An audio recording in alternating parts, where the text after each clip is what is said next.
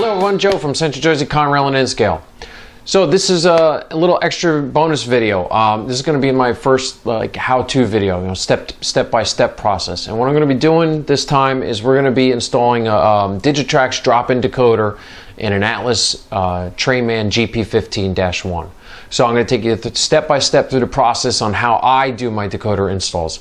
It may be a little different than what you've read or what everybody else does, but I just do a couple little things just a little differently because it just suits my taste. So why don't you sit back and watch how we do this and enjoy. Okay everyone, so I want to get started in installing this decoder in this GP15-1. So the first step in the process, what I do is I take it out of the box, inspect it, make sure it doesn't look like there's any issues. Then I go ahead and I set up my DC power pack to my test track here, and I test it in DC mode just to make sure that the engine runs properly and it doesn't seem like there's any problems. So alright, we'll go this way, we'll go backwards.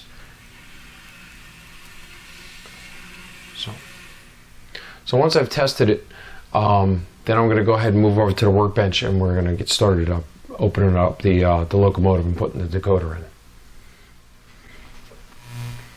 Okay, so now we're over at the workbench. So let me just tell you a little bit about the GP15-1. So the GP15-1 was manufactured between June 1976 to March 1982. It was a 1,500 horsepower locomotive built by the Electromotive Division, and it was main purpose was to compete with the rebuilds. So there was quite a few produced. I know Conrail had a decent amount of GP15-1s. So I think it's a good representation for the Sager secondary to have at least one. So the first thing what I do when I go to install a decoder is I'm going to take the locomotive out of the shell. I'm going to take out the insides of the case. I'm going to show you a neat little trick that I learned. So now that I've taken the insides of the case out, I'm going to show you how to take the shell off in an easy way. You know, there's a bunch of the shells, locomotive shells, and when you try to take them off, you got to pry and pull. But I learned this from an old timer some time ago. So what you want to do is you want to put the locomotive, you want to put the edge of the case right in front of the front truck, right behind the pilot steps. Then all you're going to do is you're going to pick it up like this and let go, and it'll pop out. It just pops off like that. So now that I'm going to put the locomotive shell over here out of the way so we don't do any damage. And then what we're going to do is we need to prepare the chassis for the board. So first let's look at the board that we're going to be using. I'm going to be using the Digitrax, the DN163A4. According to the Digitrax websites, this is the appropriate decoder for the for the Atlas GP15-1. So what I'm going to do is I'm going to take it out of the packaging here, so I'm ready to go.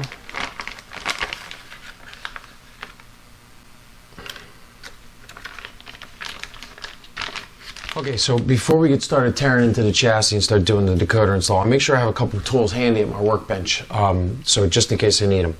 An NMRA track gauge, two different types of tweezers, a pair of scissors, a small pair of needle nose pliers just in case I need them. I prefer the bent ones just so I just like the way they grab things on the angle, and a Phillips head, small Phillips head screwdriver. So, okay. First thing, what I do is on the decoder board they give you a piece of what's called Capcon tape, and this is an insulation barrier. So what I do is I take this tape off and I just put it on the side. I usually stick it on my little bench vise here.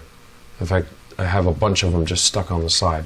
Then I just take that decoder and I put it aside for now. So now this Atlas GP15 is actually it's a Trainman series. So what I did notice when I opened up the case, that this is the old design where the fuel tank is part of the chassis. So you can see the fuel tank is all metal. Some of the other Atlas ones, the fuel tank is actually a piece of plastic that you have to pull out of the way. So make sure you take the fuel tank off before you start separating the frame. So now what we want to do is we also want to orientate ourselves and remember which side is the front. Easiest way to do that is to remember where this light shield is. This light shield is what blocks the light from going through the windows of the cab. So just remember that where that clips on, that's the front end of the locomotive. Usually not on this one, but on the other Atlas locomotives, they mark which side is left and which side is right, so that also helps you too. So what I'm going to do is I'm going to go ahead and take this little shield and put it aside. Then I'm going to loosen the screws on the chassis.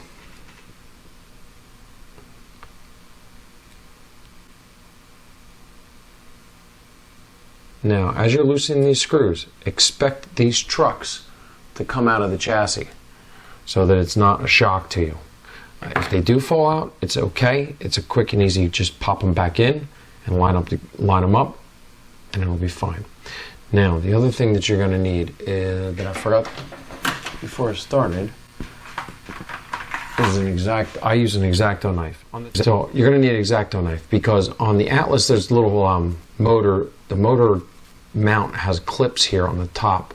What I usually do is I usually just pop these loose just by releasing them so that it assists me in separating the chassis. Be very careful when you're doing this because if you push too hard you'll snap those little tabs off and you pretty much have to get a new motor mount. Okay, and then the light board comes out. So just simple as that. So I go ahead and I put my light board down. I lay it right next to the locomotive in the orientation that I took it off of the chassis. So this way I remember which way it goes. Now I get my decoder, Digitrax decoder. Now what's important here is that if you look, every decoder is different, I find. This one here has these brass pads. These brass pads have to go against the motor tabs inside the chassis. So make sure that you orientate it in the proper direction. Okay? And then by looking at this, you can see that the motor tabs line up here, such as that. So you know that this is the rear and that's the front. So you're going to push this down in there, like so. Make sure that the motor tabs are underneath the decoder board. Right now this one little motor tab is popping up.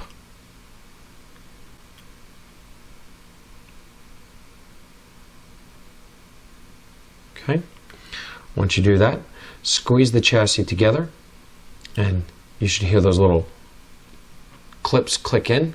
Make sure that your trucks are seated. And then tighten down your chassis screws. Now, with the chassis screws with the Atlas, do not over tighten them because there is a little plastic nut on the other side that you're screwing into. So it has plastic threads. If you over tighten these screws, you'll strip these out and you'll have to get new nuts. Okay? So at this point, our decoder board is installed and is ready to go. Now, by looking at this, I've already orientated the chassis in the wrong direction, so I got confused. So I'm going to go ahead and clip this back in.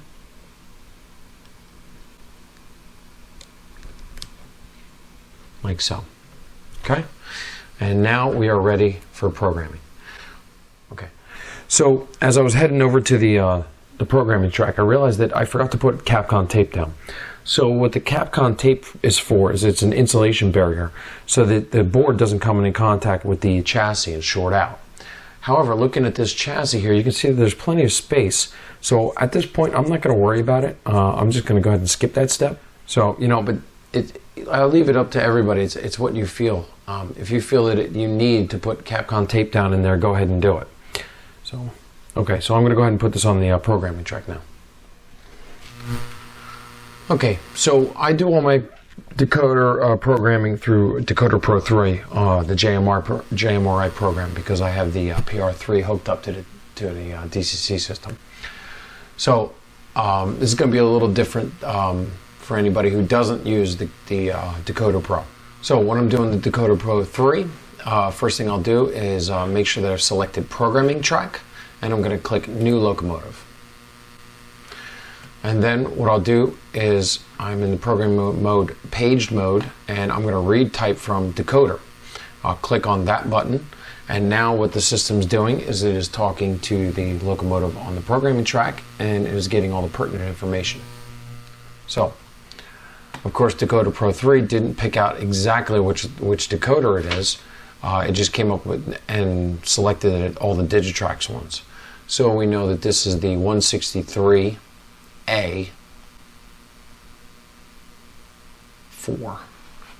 So we'll select that one. The active address is, I'm going to put in a new locomotive ID. And when I do my rosters, I actually put for the locomotive ID, I make it basic. Conrail GP15-1,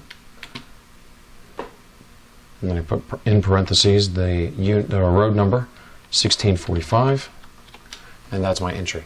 Some people just use numbers. I just go ahead and spell it out what it is. So when I look at my locomotive IDs on my roster, I know exactly which one it is. Now, once I do that, I'm going to open the comprehensive programmer. It's already got my ID in here. I'm going to fill out the information. Now I'm going to click over to the basic tab. I want to change the primary address to 1645, 4-digit address. Once I do that, I go ahead and write all sheets to decoder. Alright, so now we should be good to go to test it on the main. So I will get the locomotive, pull it off the test track, and we'll put it on the main.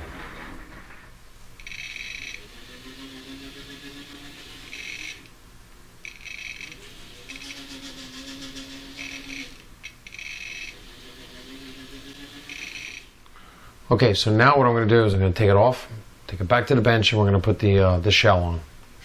Okay, so now we're going to go ahead and pop that shell back on.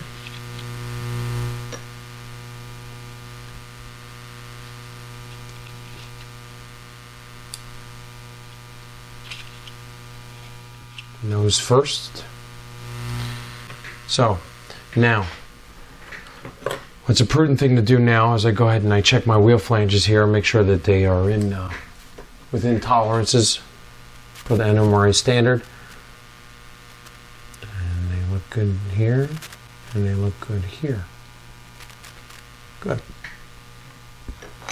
Now what I'm going to do is we're going to take it back over the test track, and we're going to check the coupler height and trip pins.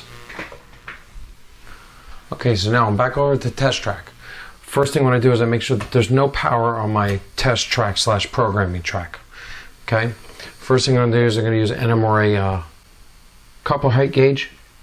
Set it down on the rails, and I check the coupler height, and the coupler height is within standard on the front, and it is on the right, and it's within standard on the rear. Okay. Second thing I do is there's another piece to this coupler height gauge. It's this flat piece of steel. Okay. And what I do is you lay it down on the rails, like so. And you pull the locomotive forward to make sure that the coupler pin doesn't catch the metal. And that tells you that there's proper clearance. So the front is good. And then we check the rear. And the rear is good. So that tells me that my trip pins on my couplers will not catch on anything. Okay, so now we're all set to go now. So I'm going to take it over, and we're going to put it back on the main, and we're going to test it again.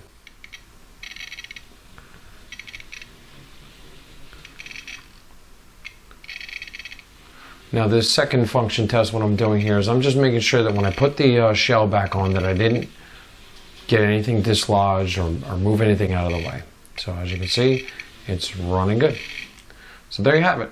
So in about 5-10 minutes time, I did a quick drop-in install with a decoder from Digitrax, and everything's all ready now to run on the Sahar secondary. Okay, so that's how we put in our drop-in decoder.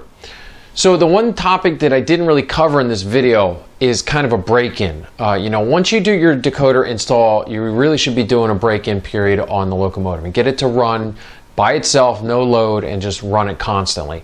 Now, from what I've heard, what I've read, talking to other modelers, you know, they say that, you know, you should really run it for a good half hour non-stop. Now, unfortunately, here at the Sahar secondary, we don't have our continuous run set up yet, so I can't really do that. So I've kind of been running back and forth, and you know, just to get it broken in, you know, to run out the dust or any kind of crud that's been on the brushes of the motor. The other way that you could get around doing that is if you don't have anything set up and you want to break it in, you know, if you're N-track guys, if you don't have anything set up at your house, is they make the wheel stands. I think it's Mintrax makes them, and it's a series of rollers that you put on top of your test track, and you can set the locomotive on top of the wheels, and it just runs non-stop. So there's another option for you. So then after I did the decoder install, you know, I also went ahead and filled out my locomotive card for it to put into my way bills and car cards and stuff like that. And then I started testing the locomotive, pulling some cars. I actually found that the Trayman GP15-1 was a real good mate for the MP15. So I think those two are going to stick together, and they run really well together. They kind of complement each other. You know, by themselves, unfortunately, by themselves, the GP15-1 and the MP15 really aren't good pullers because they're just so lightweight and so small and such short frames. So when you put them together, they kind of, you know, work together really well. When the one's struggling, the other one pushes it, or if they hit dead spots. So I think that's going to be a good little combination. So all right, so that's all I got. So why don't you enjoy the video? I'll show you the two, the MP15 and the GP15-1 running together, pulling some cars. All right, we'll see you next time. Thanks.